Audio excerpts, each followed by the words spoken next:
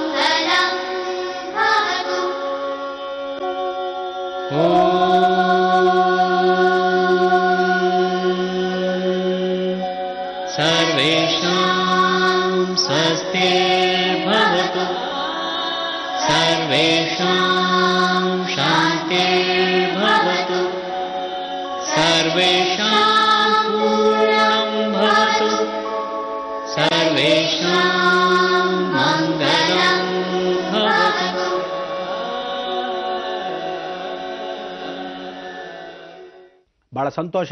ಗುರುಗಳ ಹಿರಿಮೆಯನ್ನು ಮಾತಾಡ್ತಕ್ಕಂಥ ನಾವು ಪ್ರತಿಯೊಬ್ಬರು ಜೀವನವನ್ನು ಹೇಗೆ ನಡೆಸ್ಕೊಂಡು ಹೋಗಬೇಕು ಅಂತ ತಿಳ್ಕೋಬೇಕು. ನಾವು ಸಿದ್ಧಗಂಗೆಯಿಂದ ವಿಶೇಷವಾಗಿ ಕಗ್ಗೆರೆಗೆ ಬಂದ್ವಿ.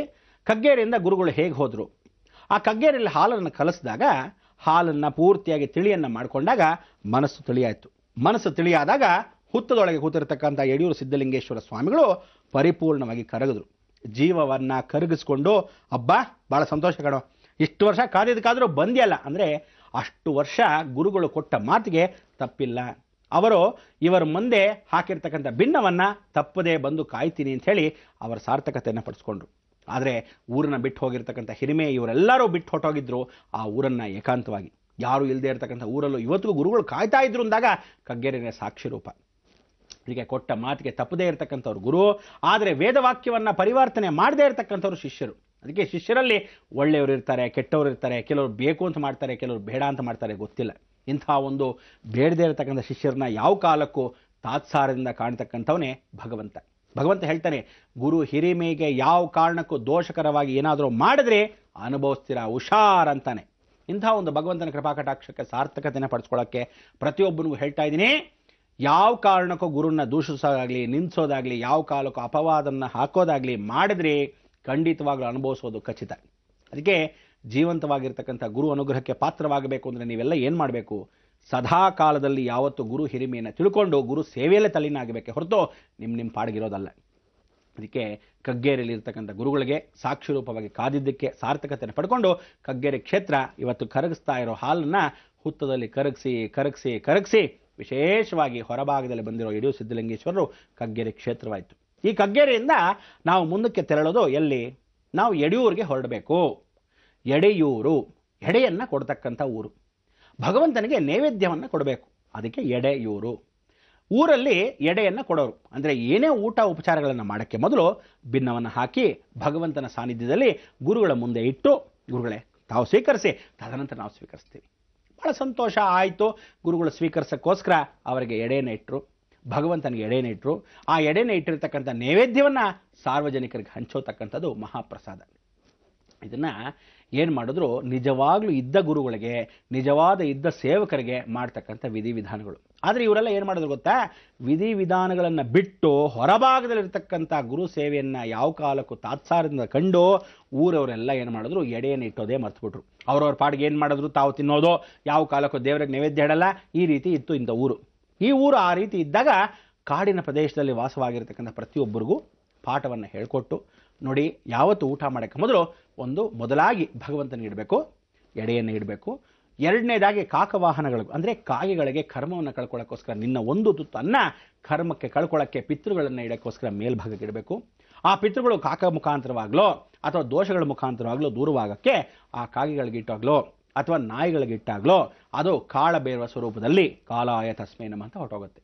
ಅದಕ್ಕೆ ಇಂಥ ಒಂದು ಜೀವನ ಹೊಟ್ಟೋದಾಗ ಎಡೆಯನ್ನು ಇಟ್ಟಿರೋದು ಭಗವಂತನಿಗೊಂದು, ಎರಡನೇದಾಗಿ ಕಾಕವಾಹನ ಪಿತೃಗಳನ್ನ ನೆನೆಸ್ಕೊಂಡು ಇಡೋದಾಗಲಿ, ಕಾಳಬೇರವನಿಗೆ ಕಾಲವನ್ನು ತಳ್ಳೋದಾಗಲಿ, ಈ ರೀತಿಯಾಗಿ ಮೂರನ್ನು ಮಾಡತಕ್ಕಂಥ ವಿಧಾನ. ಅದಕ್ಕೆ ಮೂರೂ ಜ್ಞಾನ ಮಾರ್ಗ, ಆಶ್ರಯ ಮಾರ್ಗ, ಸಿದ್ಧಿ ದಾಸೋಹ ಮಾರ್ಗ.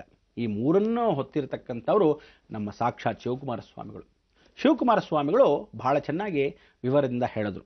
ಏನಂತ, ಇಂಥ ಒಂದು ಸಾಕ್ಷಿರೂಪವಾಗಿ ನಾವೆಲ್ಲ ಪ್ರತ್ಯಕ್ಷ ಸಾಕ್ಷಿಯಾಗಿ ಇಡೀ ಜೀವನದಲ್ಲಿ ಇರಬೇಕಾದ್ರೆ ಭಗವಂತ ಒಬ್ಬನೇ ದೊಡ್ಡವನು. ಭಗವಂತ ನಿಷ್ಠಾನುಷ್ಠಾನದಿಂದ ನಾನು ಇಷ್ಟು ಮಟ್ಟಿಗಿದ್ದೀನಿ. ಭಗವಂತನ ಆರೋಗ್ಯ ನಮಗೆ ಕೊಟ್ಟಿರತಕ್ಕಂಥದ್ದಕ್ಕೋಸ್ಕರ ಅವನ ಕೈಂಕರ್ಯ ನಾನು ಮಾಡಬೇಕು ಅಂತ ಹೇಳೋಕ್ಕೋಸ್ಕರನೇ ಇಷ್ಟೆಲ್ಲ ಅವನ ಶಕ್ತಿ ಕೊಟ್ಟಿದ್ದಾನೆ. ಯಾಕೆಂದರೆ ಇಷ್ಟು ಜನದಲ್ಲಿ ನಮ್ಮನ್ನು ಆರಿಸ್ಕೊಂಡಾಗ ನಾವು ಎಷ್ಟು ಮಟ್ಟಿಗೆ ಸೇವಾ ರೂಪದಲ್ಲಿರಬೇಕು ಅನ್ನೋದೇ ಅವರ ಅಭಿಲಾಷೆ. ಅದಕ್ಕೆ ಅವರ ಸೇವೆ ಏನು ಅಂದರೆ ಅಪಾರವಾದ ಸೇವೆ. ಇವತ್ತಿಗೂ ಎಂದೆಂದೂ ಮಾಡ್ತಾ ಇರತಕ್ಕಂಥ ಈ ಸೇವೆಗೆ ನಾವು ನಮಸ್ಕರಿಸ್ತಾ ಇರಬೇಕು. ಗುರು ಹಿರಿಮೆಯನ್ನು ಎತ್ತಿಡಿದವರು ಅವರೇ. ಯಾಕೆಂದರೆ ಮೊದಲಿದ್ದ ತಕ್ಷಣ ಆ ಗುರುಗಳು ಯಡಿಯೂರು ಸಿದ್ಧಲಿಂಗೇಶ್ವರರು. ಅವರಾದ ಮೇಲೆ ನಾವು ಗುರುಗಳನ್ನಾಗಿ ನೆನೆಸ್ಕೋಬೇಕು ಅಂದರೆ ಇವತ್ತು ಸಿದ್ಧಗಂಗೆ ಸ್ವಾಮಿಗಳನ್ನ ನೆನೆಸ್ಕೋಬೇಕು. ಇಂಥ ಒಂದು ಜೀವನ ನಡೆಸ್ಕೊಂಡು ಹೋಗಬೇಕಾದ್ದು ಗುರು ಪರಂಪರೆ ಜೊತೆ ಶಿಷ್ಯವರ್ಗರು ಅತಿ ಪ್ರೀತವಾಗಿರ್ತಕ್ಕಂಥ ವಿಚಾರಗಳನ್ನು ತಿಳ್ಕೊಂಡು ಮುಂದುವರಿಸಬೇಕು. ಹೀಗೆ ಮುಂದುವರ್ಸೋಕ್ಕೆ ಕಾರ್ಯಕ್ರಮಗಳನ್ನ ನೀವುಗಳು ಎಷ್ಟು ಮಟ್ಟಿಗೆ ಸಹಕರಿಸ್ತೀರೋ ಅಷ್ಟು ಮಟ್ಟಿಗೆ, ಬೇಜಾರಾದಾಗ ನಾವುಗಳು ಹೊರಟು ಬಿಡ್ತೀವಿ. ಆದ್ದರಿಂದ ದಯವಿಟ್ಟು ಹೇಳ್ತಾ ಇದ್ದೀನಿ, ಬಾಂಧವ್ಯ ಎಷ್ಟು ಚೆನ್ನಾಗಿ ಇಟ್ಕೊಂಡ್ರೆ ಅಷ್ಟು ಚೆನ್ನಾಗಿ ಇರ್ತೀವಿ, ಇರಿಸ್ಕೊಳ್ಳೋಕ್ಕೆ ವ್ಯವಸ್ಥೆ ಮಾಡಿಕೊಡ್ತೀವಿ. ಇಲ್ಲದೇ ಇದ್ದರೆ ನಾವಾಯಿತು, ನಮ್ಮ ಆಶ್ರಮ ಆಯಿತು, ನಮ್ಮ ಪಾಡಾಯಿತು. ಇದೇ ಒಂದು ಜೀವನ. ಹೀಗೇ ಇರಿ, ಬಂದೆ.